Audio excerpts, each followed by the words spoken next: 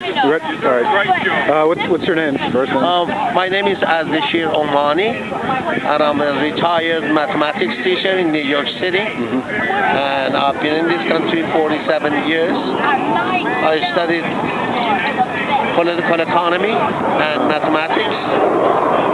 And I was against the war in Vietnam in the 60s. And now I'm against the war in Iraq, in Afghanistan, in Pakistan, and we want to end the sanctions on Iran because that creates a lot of tensions. It is an act of war when you press sanctioning or putting limitations on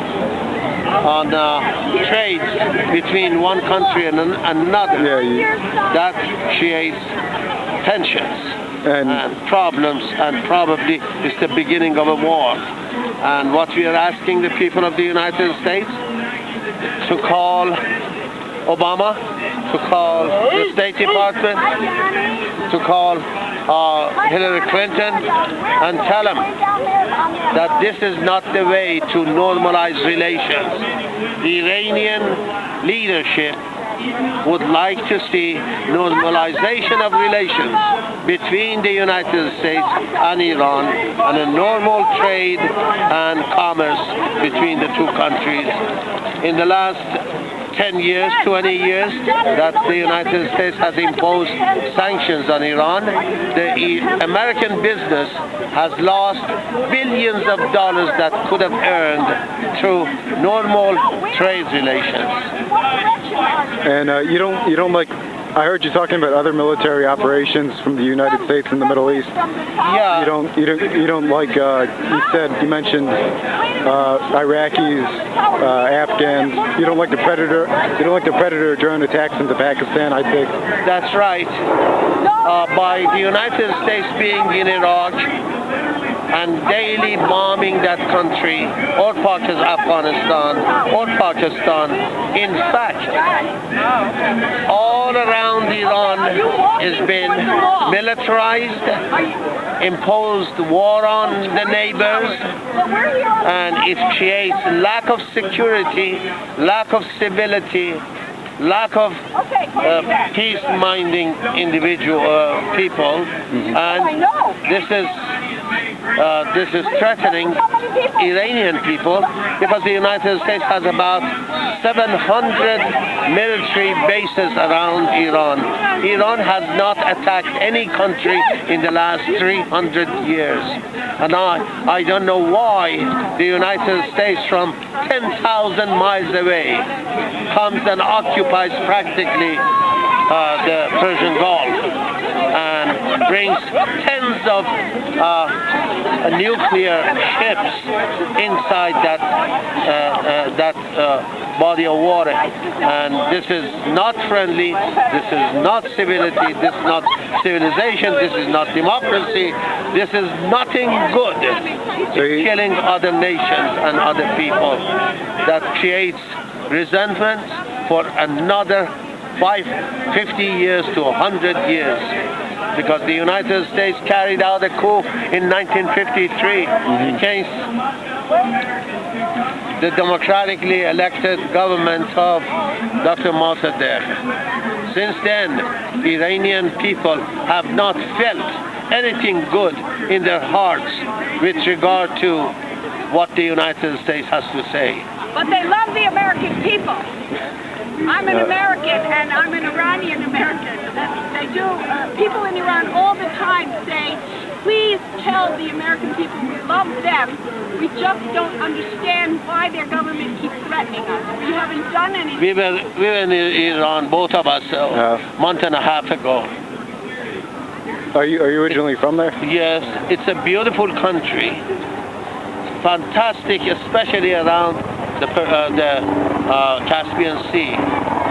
And the people are peaceful. Guns are not allowed and are not sold in the market. No one has a piece of any kind of gun threatening another individual. It's very peaceful. And you can walk at 12 o'clock at night in the cities of Iran and no one bothers you. While I live in New York City and I know you cannot walk in the Bronx at 12 o'clock at night. So we are not uncivilized nations. We have a history of 5,000 years. And we have contributed to the civilization of the world. And we are simply asking that the sanctions should be removed.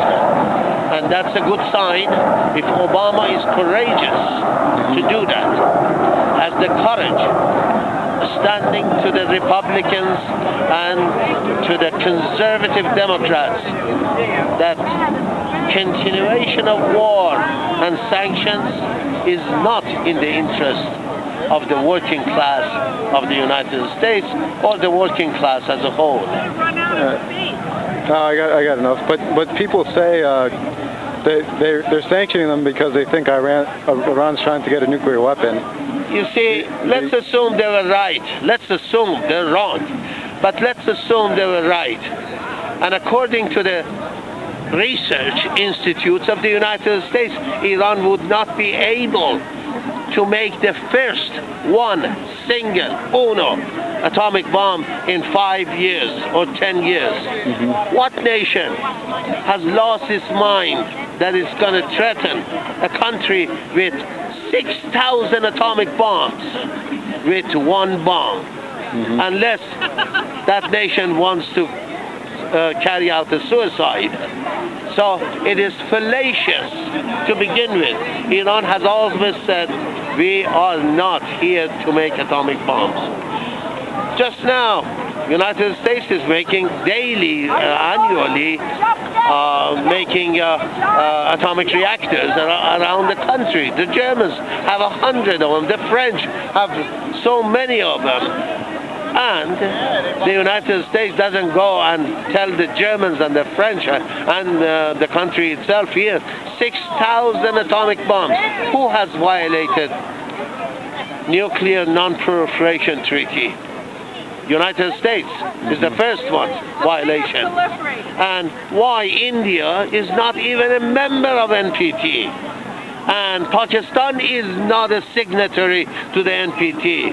Why? Israel too. Israel is not a signatory of the NPT. As a matter of fact, the United States vetoed a resolution just last week that they were asking Israel to become at least the beginning, the commencement of becoming a signatory of NPT. Not even full. We know it takes a year or two, but United States, France, German, all together, they vetoed that resolution. What kind of logic is it?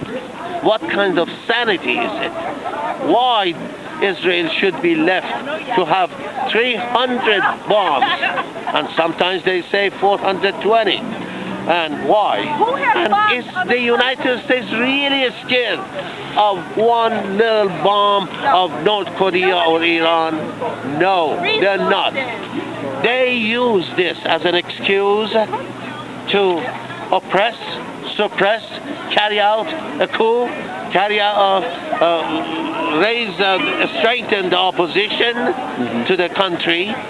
Inside, outside, the United States has been providing $400 million to the counter-revolutionary forces, Iranians, in California, in New York. We know it. And they get money. They get money. They have... Now, have we been interfering in the internal affairs of the United States? Has the Iranian government been interfering? Has the Iranian government been giving money and guns to some American opposition against the U.S. government? No. Why then the United States arms some some counter-revolutionary Iranians on the border between Pakistan and Iran, and they put bombs just last week in the city of Ahvaz in the south. There was a bomb.